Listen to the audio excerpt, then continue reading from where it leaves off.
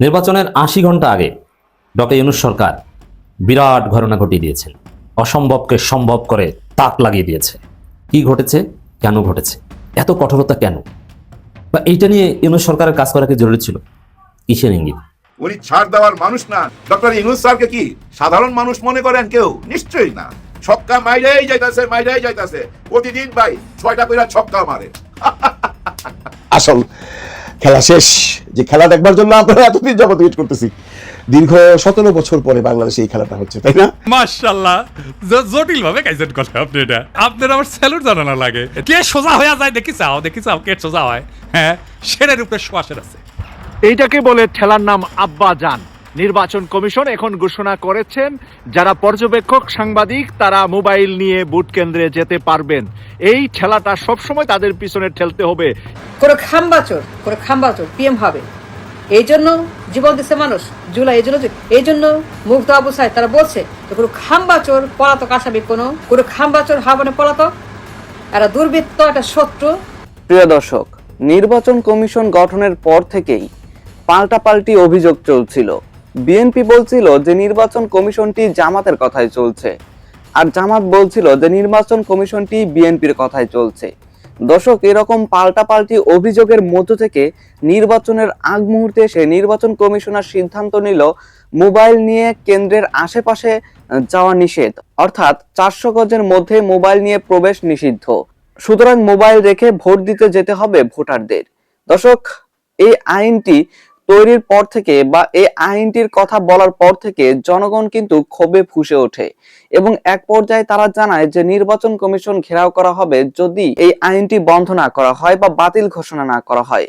প্রিয় দর্শক, এখন আপনি কি মনে করছেন, এই যে মোবাইল নিয়ে যাওয়া নিষিদ্ধ ঘোষণা করেছে নির্বাচন কমিশনার, এর মাধ্যমে কি কোন দলকে তারা সুবিধা দিতে চাইছে এবং নির্বাচনে কারচুপির রাস্তা কি তারা সহজ করে দিচ্ছে এটির মাধ্যমে, নাকি আপনি কি মনে করছেন এটার কারণে কি নির্বাচন সুস্থ হওয়ার সম্ভাবনা রয়েছে কিনা? দর্শক, সেটি অবশ্যই জানাবেন এবং এই আইনটি বাতিল ঘোষণা করা উচিত কিনা সেটিও জানাবেন। দর্শক, এরই সাথে সাথে ডক্টর মোহাম্মদ ইউনূস নির্বাচনের যেখানে আর ২ দিন রয়েছে বা মাঝখানে ১ দিন রয়েছে, ঠিক সেই সময় এসে তার চূড়ান্ত খেলাটি বা সাইলেন্ট যে গেমটি তিনি খেলছিলেন সেটি কিন্তু দেখিয়ে দিলেন। তো প্রিয় দর্শক, তিনি হঠাৎ করে নির্বাচনের আগ মুহূর্তে এসে ঠিক কি কাজটি করেছেন সেটিও জানতে পারবেন। তো আমি আর বেশি কথা বাড়াবো না, এই ভিডিও শুরুতে আপনাদের যে ভিডিওগুলোর অংশ বিশেষ দেখিয়ে শুরু করেছিলাম সেই ভিডিওগুলোর বিস্তারিত আলোচনা দেখাবো। তবে তার আগে বলে, যারা এখনো চ্যানেলটি সাবস্ক্রাইব করেননি সকলে চ্যানেলটি সাবস্ক্রাইব করে পাশে থাকা বেল আইকনটি বাজিয়ে দিবেন। আর যারা ইতিমধ্যে সাবস্ক্রাইব করে রেখেছেন তাদের সকলকে অসংখ্য ধন্যবাদ। তো চলুন একটি লাইক দিয়ে আমরা ধারাবাহিকভাবে সবগুলো ভিডিওর বিস্তারিত আলোচনা দেখে আসি। নির্বাচনের ৮০ ঘন্টা আগে ডক্টর ইউনূস সরকার বিরাট ঘটনা ঘটিয়ে দিয়েছেন। কি ঘটেছে, কেন ঘটেছে, এত কঠোরতা কেন, বা এইটা নিয়ে ইউনূস সরকারের কাজ করা কি জরুরি ছিল? কিসের ইঙ্গিত? জরুরি আলোচনা। দর্শক, আপনারা জানেন যে চট্টগ্রাম বন্দর নিয়ে তীব্র উত্তেজনা, বন্দরে আন্দোলন, ধর্মঘট, ইজারা চুক্তি করতে পারবে কি পারবে না, বিদেশিদের কাজ দিতে পারবে কি পারবে না, নানান বিষয় নিয়ে আন্দোলন চলছে। বামপন্থীরা যারা সবসময় একটা ইউটিউবিয়ান জগতে থাকেন, সবকিছুতে সাম্রাজ্যবাদ দেখেন, তারা তো আন্দোলন করছেই। বিএনপি আন্দোলন করছে বাম চেতনা থেকে নয়। বিএনপি গ্লোবালাইজেশনে বিশ্বাসী, বিএনপি বিদেশি ঠিকাদারকে কাজ দেয় বিশ্বাসী। এটা বিএনপি সরকার আমরাই নিয়মিত করতো। যুক্তরাষ্ট্রের কোম্পানি, কানাডার কোম্পানিকে দিত, বাংলাদেশের কোম্পানি তারা এগুলো পারে না, এটা পুরানো। কিন্তু বিএনপি এখন আন্দোলন করছে মূলত চাঁদাবাজির দাবিতে। আপনি একটু কল্পনা করেন যে চান্দার দাবিতে, চান্দাবাজি করার অধিকারের দাবিতে আন্দোলন, এটা দেখেছেন কোথাও? হ্যাঁ, এখন চট্টগ্রাম বন্দরের দিকে তাকান, এটা দেখছেন। এই যে জাতীয়তাবাদী শ্রমিকদের সংগঠন, তারা বিভিন্ন নামে বেনামে আছে, তারেক রহমান নির্দেশে তারা কাজ করছে। আমির খসরু মাহমুদ চৌধুরী এদেরকে তদারকি করেন। তো এরা এই জাতীয়তাবাদী এই কথিত গোষ্ঠী, তারা বিদেশিদেরকে বন্দর পরিচালনার কাজ দিতে রাজি না এবং নতুন টার্মিনাল নির্মাণ বা এই ধরনের কাজ কিচ্ছু দিতে রাজি না। তারা নাকি কাজ করবে না, তারা একদম অচল করে দিবে। ১,০০০ কোটি টাকার উপর অলরেডি ক্ষতি হয়ে গেছে। কেন? কারণ বিদেশিরা যদি এটা পরিচালনা করে তাহলে চাঁদাবাজি করা যাবে না। তো চাঁদাবাজি করার দাবিতে, নইলে আমাদের বন্দরের সক্ষমতা বাড়ানোর জন্য, গতিশীল করার জন্য এআই ভিত্তিক উন্নত পণ্য খালাস সিস্টেম বা অন্যান্য ম্যানেজমেন্ট, আর এই চট্টগ্রাম বন্দরে যে কি পরিমাণ দুর্নীতি হয় কাস্টমসে আমরা জানি, কে না জানে। আমরা যখন ঢাকা বিশ্ববিদ্যালয়ের স্টুডেন্ট ছিলাম, মাস্টার্সে পড়তাম, তখন যারা বিসিএস টিসিএস দিত ওদের মধ্যে একটা চিন্তা ছিল যে কোন ক্যাডার হতে চাও, অনেকে বলতো কাস্টমস ক্যাডার। ভাই কাস্টমস ক্যাডারে কোনো ভাব আছে নাকি? তুমি এডমিন বা পুলিশ হবা, একটা ভাব আছে, ফরেন ক্যাডার হবা। কিন্তু অনেক মেধাবী বলতো যে আমি কাস্টমস হবো। কি জন্য? কাস্টমস হলে অল্পের মধ্যে কিসের, ওই ফরেন ক্যাডার হলে তুমি বৈধভাবে 20 বছর চাকরি করে যে পরিমাণ টাকা পয়সা হবে, কাস্টমসে তুমি 2 বছর চাকরি করলে এটা হবে। যদি চট্টগ্রামে পোস্টিং পাওয়া যায় পোর্টে, তাহলে তো কথাই নেই, এক রাতে 1 কোটি টাকাও পাওয়া যায়। অথচ চাকরি করে 1 কোটি টাকা সারা জীবনও মালিক হওয়া যায় না বৈধভাবে, কারণ খরচ করতে হয় না তার। কিভাবে যে এই 1000 কোটি টাকার একটা অবৈধ চালান আসবে, ওটা ছাড়পত্র দিয়ে দিবা, একটা সাইন দিয়ে দিবা, 1 কোটি টাকা তুমি পাবা। এরকম হয়। আমরা জানি তো, আমাদের বন্ধু বান্ধব যারা কাস্টমসে চাকরি করেন, একজন ফুলে ফেপে মানে বিশাল অবস্থা, রাতারাতি। তো এই যে মহা দুর্নীতি, বাংলাদেশে যদি প্রশ্ন করা হয় সবচাইতে বড় বড় অঙ্কের চাঁদাবাজি এবং দুর্নীতি হয় কোথায়? ডেইলি রুটিন মাফিক দায়মি চাঁদাবাজি, দায়মি সুন্নত আসলে এরকম দায়মি চাঁদাবাজি কোথায় হয়? উত্তর হচ্ছে চট্টগ্রাম বন্দরে। হাজার হাজার কোটি টাকা নষ্ট হয়ে যায়, তার প্রভাব পড়ে পুরো অর্থনীতির উপর। এই জন্য ইউনূস সরকার এসে সাহস করেছিল যে না, এই চাঁদাবাজি বন্ধ করতে, বিদেশিরা পরিচালনা করুক, চাঁদাবাজি পিছন থেকে ঢুকে যাবে। কিন্তু না, এটা বিএনপি এস্টাবলিশমেন্ট করতে দিবেন। এখন তারা আওয়ামী লীগ নেই, আওয়ামী লীগের যারা আছে তারা বিএনপির সাথে লিয়াজি করে আছে। এই কারণে এই চাঁদাবাজির দাবিতে তারা চট্টগ্রাম বন্দরে তারা অচল অবস্থা সৃষ্টি করছে এবং আন্দোলন করছে চাঁদাবাজির অধিকারের দাবিতে। বিদেশিদের পরিচালনা করতে দেয়া যাবে না বন্দর, এর অর্থ হচ্ছে যে আমরা চাঁদাবাজির অধিকার চাই, এছাড়া কোনো যুক্তি নেই। পৃথিবীর সব দেশের উন্নত বন্দর ইন্টারন্যাশনালি রিনাউন্ড কোম্পানিকে দেওয়া হয় পরিচালনা করতে, দুবাই থেকে শুরু করে সৌদি আরব, ভারতের ওটাও ডিপি ওয়ার্ল্ড বা এরকম আর অনেকে চালায়। পৃথিবীর যত অভিজাত বা উন্নত বন্দর, ব্যস্ত বন্দর, সবগুলো প্রফেশনাল কোম্পানি ম্যানেজমেন্ট করে, ওই দেশের সরকার করে, বিষয়টা এরকম না। আর বাংলাদেশে শ্রমিক সংগঠনের লোকজন এটা নিয়ন্ত্রণ করে, হাজার কোটি টাকার ক্ষতি অলরেডি করে ফেলেছে। আর শেষ মুহূর্তে এই বিষয়টার একটা দৃশ্য ক্লাইম্যাক্স এসেছে হাইকোর্টের একটা রায়ের ফলে, যার ফলে নির্বাচনের আগ মুহূর্তে চট্টগ্রাম বন্দর নিয়ে তীব্র উত্তেজনা রাজনীতিতে। এখন সাধারণত যেটা আমরা সন্দেহ করছি, নর্মালি যতই জটিলতা হোক ওই ফাইল টেল নিচে রেখে দিতে, আর নির্বাচন নিয়ে আছে কিসের বন্দর টন্দর, ওটা রাখো যেভাবে আছে চলবে, ওটা যারা ক্ষমতা আসবে তারা দেখবে, হওয়ার কথা ছিল এটা। কিন্তু না, ইউনূস সরকার এটা খুব সিরিয়াসলি নিচ্ছে, আজিব যে নির্বাচনের পর কি হবে এটাও তাদেরকেই ঠিক করতে হবে এবং তাদের দায়বদ্ধতা রয়েছে।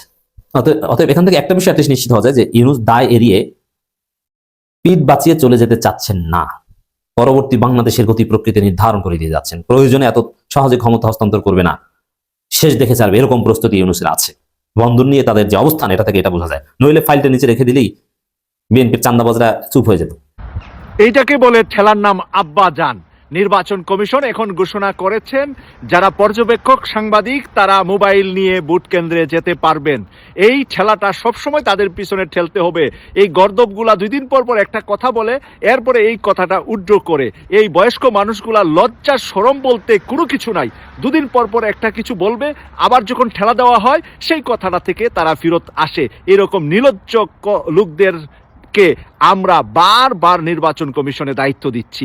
কেন জানি আমাদের দুর্ভাগ্য, এই বুইরাগুলা সবসময় ভুল করে, আর ভুলের পরে আবার ভুল শুধরা জনগণের কাছে। এটা এক ধরনের ক্ষমা চাওয়া জনগণের কাছে। এই নির্বাচন কমিশনাররা আজকে ক্ষমা চাইলো যে আমরা ভুল করেছিলাম, কিন্তু 12 তারিখে কোনো ভুল করলে জনগণ কিন্তু আপনাদের কোনো কিছু গায়ে রাখবে না, উলঙ্গ করে ফেলবে জনগণ।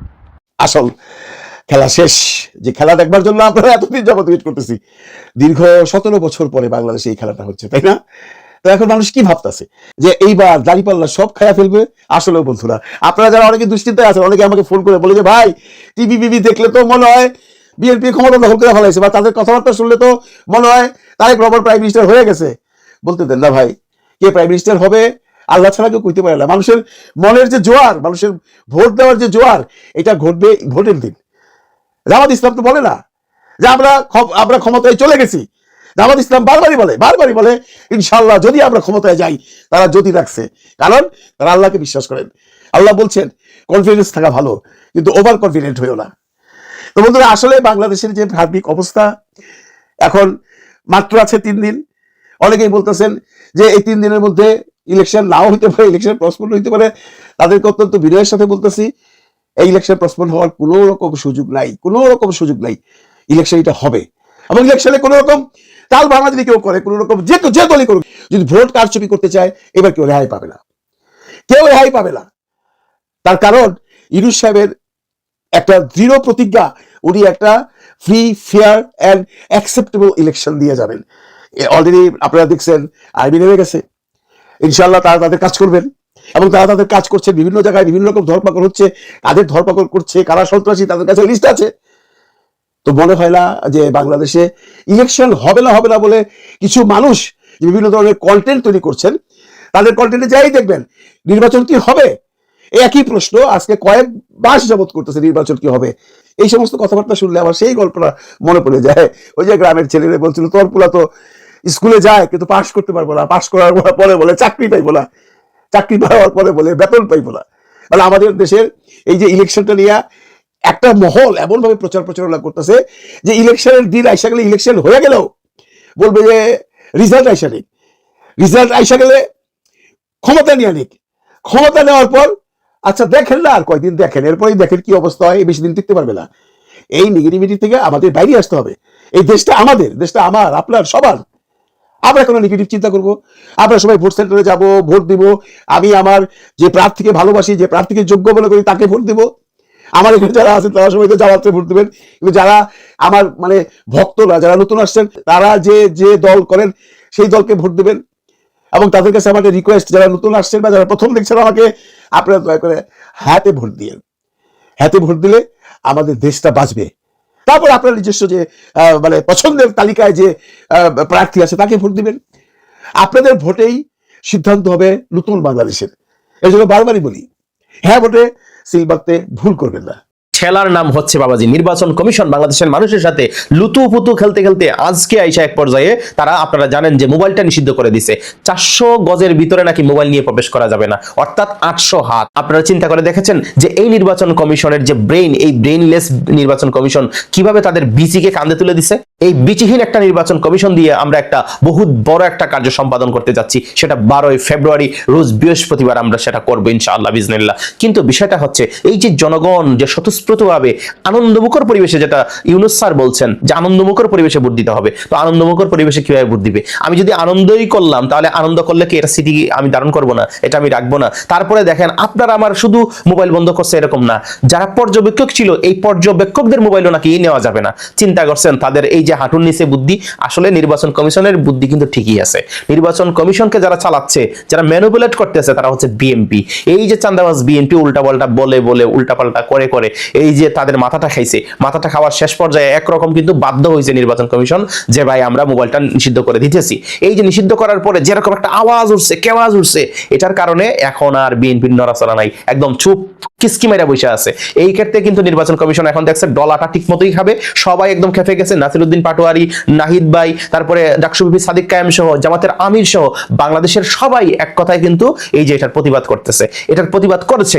বিভিন্ন রকম ভাবে কথা আসছিল, সাংবাদিকরা পর্যন্ত এটা নিয়ে বিভিন্ন প্রতিবাদী ভিডিও করা শুরু করে দিছে। আমি নিজেও একটা ভিডিও করছি, জ্বালাময়ী একটা ভাষণ, অসাধারণ হয়েছে কিনা আপনারাই দেখা বললেন। অবশেষে কিন্তু নির্বাচন কমিশন, জামাত ইসলাম এবং এনসিপি সহ সবাই যখন চাপ দিয়ে ধরছে, এখন এইটা প্রত্যাহার করে নিছে। অর্থাৎ আপনার ভোট আমার ভোট যখন আমরা দিব, তখন শুধু ভোটই দিতে যাব না, আমরা আনন্দ করব, আমরা সেলফি তুলবো, আমরা ভিডিও করব, আমরা লাইভ করব, আমরা দুর্নীতি দুঃশাসনকে এগুলা রেকর্ড করে ফেলবো। কোনো অপঘাত, কোনো সংঘাত, এমনকি কোনো ধরনের ইঞ্জিনিয়ারিং যদি হয় সেটা আমাদের এই যে মোবাইল ক্যামেরায় আমরা ধারণ করে ফেলবো। বাংলাদেশের প্রত্যেকটা নাগরিক 12ই ফেব্রুয়ারি বৃহস্পতিবার সারাদিন যতক্ষণ ভোট কেন্দ্র খোলা থাকবে, যতক্ষণ গণনা চলবে, ততক্ষণ পর্যন্ত আমরা যে এক একজন সাংবাদিক এটা আমরা দেখিয়ে দিব।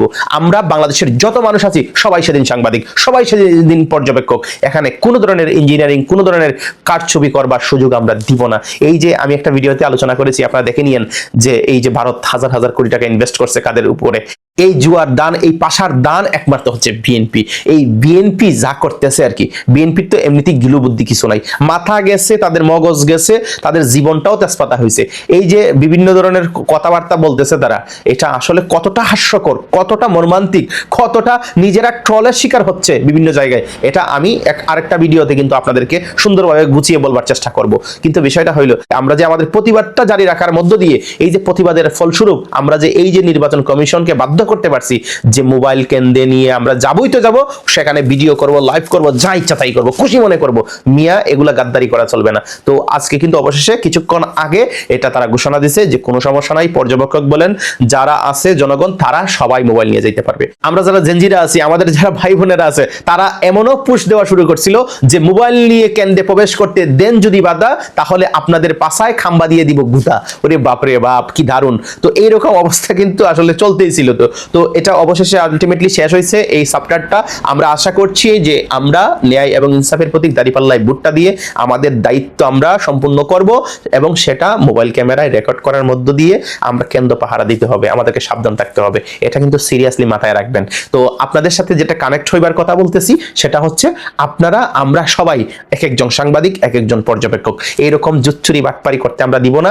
যদি দেন আর যদি ভয় পান আর যদি পিছনে সরে আসেন, তাহলে মনে রাখেন আপনার আমার স্বাধীনতা কিন্তু একদম দিল্লি চলে যাবে। আর দিল্লি গেলে তো বুঝতেছেন আমাদের আর কিচ্ছু করার থাকবে না। হয়তো আবার জুলাই আসবে, আবার এরকমটা ঘটবে, কিন্তু আপনার আমার ভাগ্য কখনোই পরিবর্তন হবে না। ভাগ্যকে পরিবর্তন করবার জন্য ন্যায় এবং ইনসাফের দাঁড়িপাল্লায় প্রতীকে এবং 11 দলীয় প্রতীক যে যেখানে আছেন তাদেরকে সাপোর্ট করার মধ্য দিয়ে, ভাই জিতুক আর হারুক এটা কিচ্ছু দেখার বিষয় না, বুট আমাকে আমার জায়গা মতো দিতে হবে। সুতরাং এটা নিয়ে আমরা কাজ করব।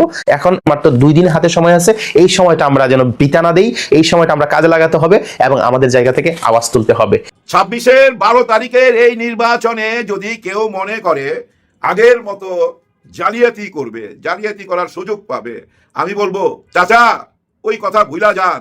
আগের দিন বাঘে খাইছে, ওই দিন আর এখন নাই। এখন জেএনজিদের দিন। হ্যাঁ ভাই, জেএনজি হায় হায় কিচ্ছু মানে না। তো দেখেন না, ঢাকা 8 আসনে পাগল বানায় ফেলাইতেছে তো পাটোয়ারি, নাসিরুদ্দিন পাটোয়ারি তার বিপক্ষে যে দাঁড়াইছিল, আমার মনে হয় সারা জীবনে উনি এটা আর ভুলতে পারবে না। মৃত্যুর আগ পর্যন্ত খালি মনে রাখবে, হায় হায় আমি কার লোকে নির্বাচন করতে গেছিলাম। জীবনে উনি কল্পনা করতে পারে নাই উনার এমন একজন প্রতিদ্বন্দ্বী আসবে, এমন একজন প্রতিদ্বন্দ্বী উনার কপালে জুটবে। ভাই পাগল বানায় ফেলাইতেছে, সুপার হিরো হয়ে গেছে তো নাসিরুদ্দিন পাটোয়ারি। এক নাসিরুদ্দিন পাটোয়ারি ভাই ছক্কা মাইরেই যাইতাছে, মাইরেই যাইতাছে, প্রতিদিন ভাই 6টা করে ছক্কা মারে। জুলাই 36 দিনের সাথে যারা জড়িত ছিল, যারা সামনে ছিল, তাদের মধ্যে একজন কিন্তু নাসিরুদ্দিন পাটোয়ারি। আসিফ মাহমুদ, সজীব ভুঁইয়া, নাহিদ ইসলাম, হাসনাত আব্দুল্লাহ, এরা একসাথেই ছিল। এদের জীবন কাহিনী নিয়ে সিনেমা হইতে পারে ভাই।